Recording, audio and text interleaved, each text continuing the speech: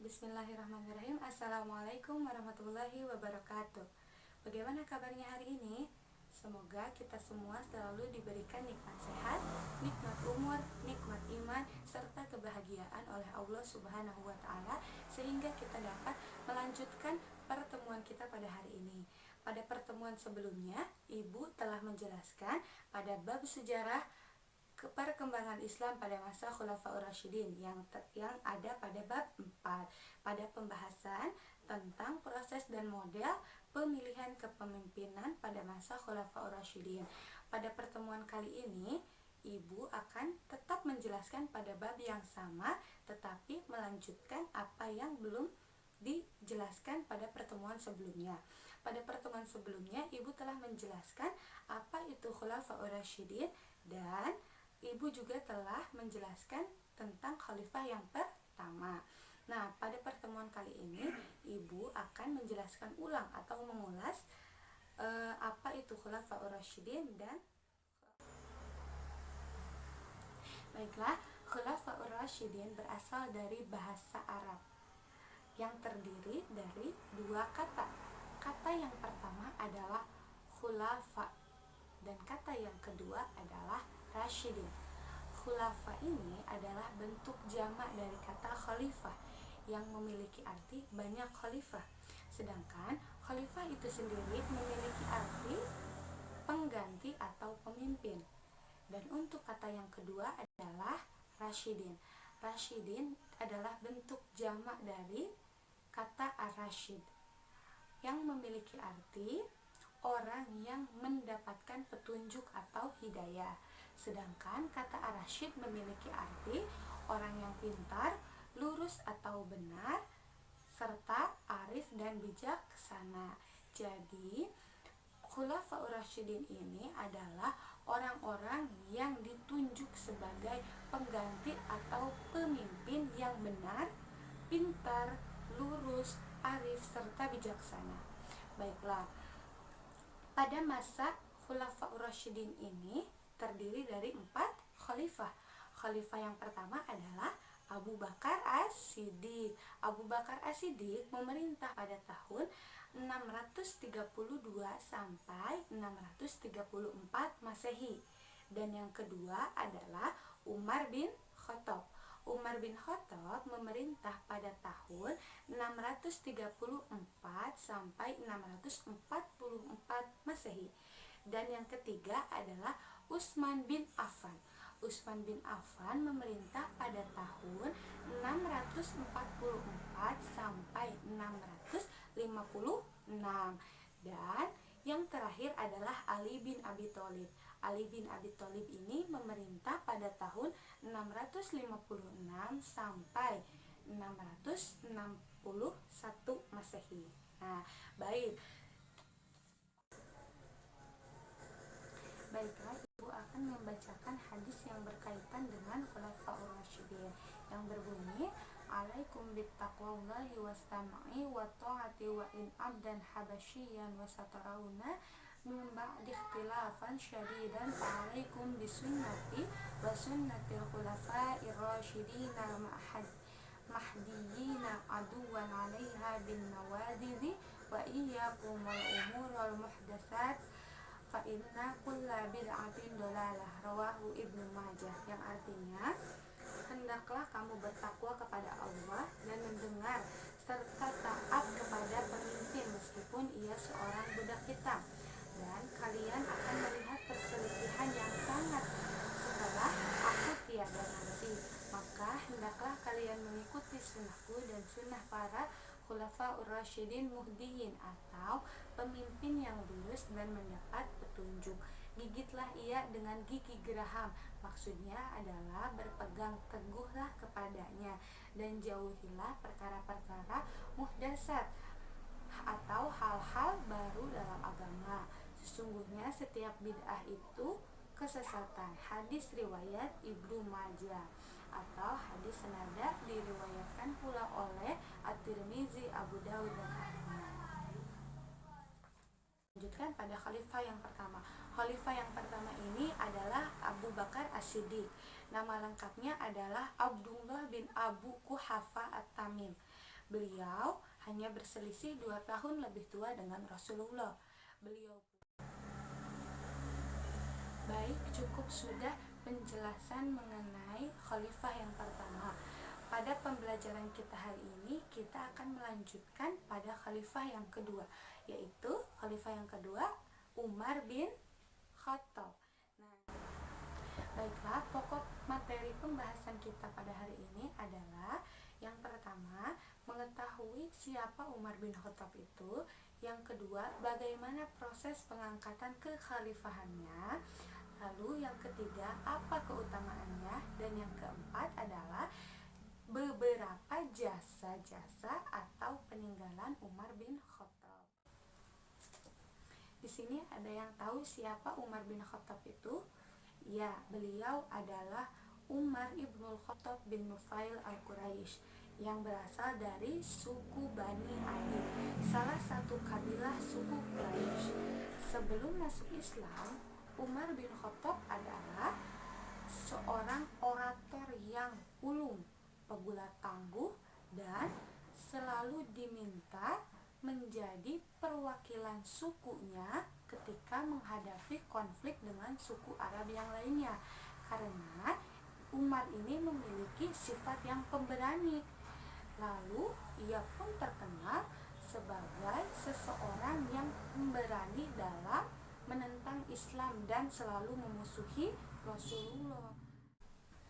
Rasulullah pernah berdoa kepada Allah, Allahumma ya Allah, perkuatlah Islam dengan Abul Hakam bin Hisham atau Umar bin Khattab. Seperti itu doa Nabi ketika itu. Lalu hingga pada suatu hari ketika itu Umar berniat untuk membunuh Rasulullah. Dan ketika di dalam perjalanan ia mendengar bahwa adiknya yang bernama Fatimah binti Khattab telah mengikuti Rasulullah dan masuk Islam. Akhirnya Umar mendatangi adiknya dan marah besar. Dan ketika itu Umar menampar adiknya. Lalu ketika setelah itu Umar mendengar adiknya membaca surat Toha ayat 1-8 dan pada saat itu hatinya tersentuh dan mendapatkan hidayah. Lalu akhirnya Umar masuk Islam dan doa Nabi pun pada saat itu berarti dikabulkan oleh Allah dengan masuknya Umar bin Khattab. Baik, di sini Ibu akan membacakan Quran surat Toha ayat 1-8 yang dibacakan oleh adiknya Umar bin Khattab yang berbunyi, A'udzubillahi minasyaitonirrajim. Bismillahirrahmanirrahim. Toha ma anzalna 'alaikal Qur'ana litashqa illa tadhkiratan liman yakhsha tanzilan mimman khalaqal arda was samawati al-ula ar-rahmanu 'alal 'arsy istawa lahu ma fis samawati wa ma fil ardi wa ma bainahuma wa ma tahta thara wa in tajhar bil qawli fa innahu ya'lamu sirra wa akhfa Allahu la ilaha illa huwa lahul asmaul husna, yang artinya satu, Toha, kami tidak menurunkan Al-Quran ini kepadamu Muhammad agar engkau menjadi susah, melainkan sebagai peringatan bagi orang yang takut kepada Allah. Diturunkan dari Allah yang menciptakan bumi dan langit yang maha tinggi, yaitu yang maha pengasih, yang bersemayam di atas arsy. Miliknya lah apa yang ada di langit, apa yang ada di bumi, apa yang ada di antara keduanya, dan apa yang ada di bawah tanah. Dan jika engkau mengeraskan ucapanmu, sungguh Dia mengetahui rahasia yang lebih tersembunyi. Dialah Allah, tidak ada Tuhan selain Dia, yang mempunyai nama-nama yang terbaik. Keislaman Umar atau dengan masuknya Umar ke dalam agama Islam ini membawa kemajuan pesat bagi Islam. Mengapa? Karena kaum muslimin pada saat itu menjadi berani terang-terangan untuk melaksanakan sholat dan tawaf. Lalu Umar bin Khattab pun mendatangi pamannya yang sangat membenci Islam. Siapa? Yakni Abu Jahal. ia terang-terangan mengaku telah masuk Islam.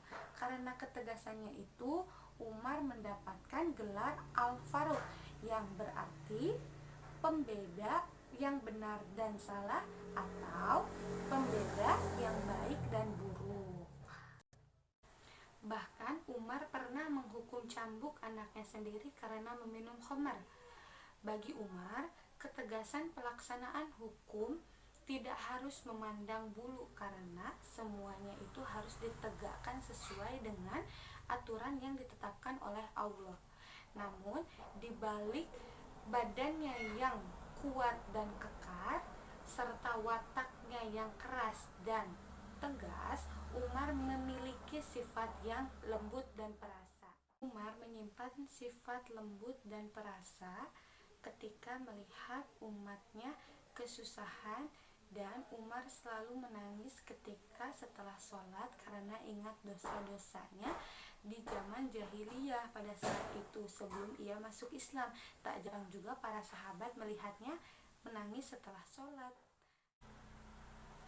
Umar adalah pemimpin yang rendah hati. Demi memperhatikan kesejahteraan umatnya, Umar tidak segan-segan meninjau langsung kondisi kesejahteraan umat. Itulah kebijaksanaannya pada saat menjabat sebagai khalifah. Lalu, baiklah, kita lanjutkan pada proses pengangkatan Umar bin Khattab sebagai khalifah, yakni pada tahun 634 Masehi, ketika pasukan muslim sedang menaklukkan Syam, Abu Bakar jatuh sakit.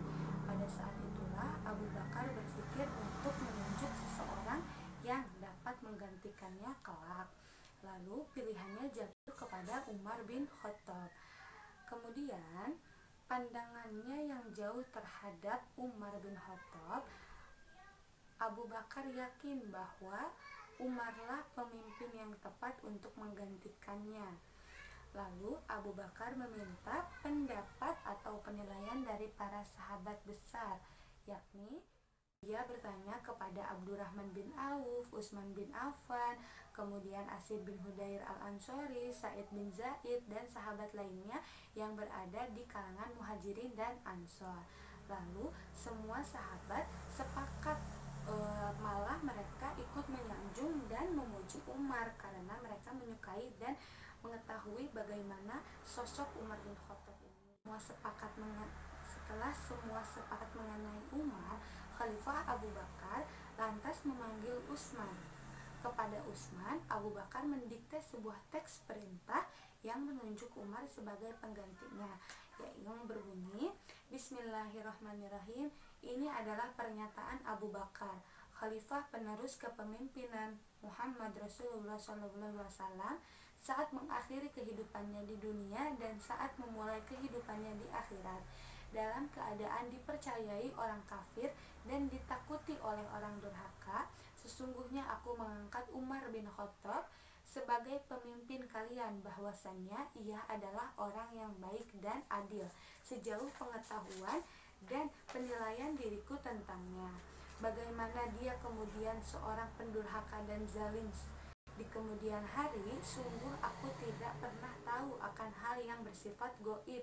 Sungguh aku hanya bermaksud baik, dan segala sesuatu bergantung pada apa yang dilakukan. Dan orang yang zalim kelak akan mengetahui tempat mereka kembali. Maka demikianlah kaum muslimin pada tahun 634 Masehi itu membaiat Umar bin Khattab sebagai khalifah yang kedua setelah Abu Bakar As-Siddiq. Baik, sekarang kita lanjutkan pembelajaran kita pada hari ini dengan diskusi. Di sana kalian diminta untuk menyimpulkan apa yang Ibu jelaskan dan mencari dua jasa atau dua peninggalan Umar bin Khattab. Baik, Ibu telah membaca hasil tugas kalian. Kalian menyebutkan bahwa Umar bin Khattab membagi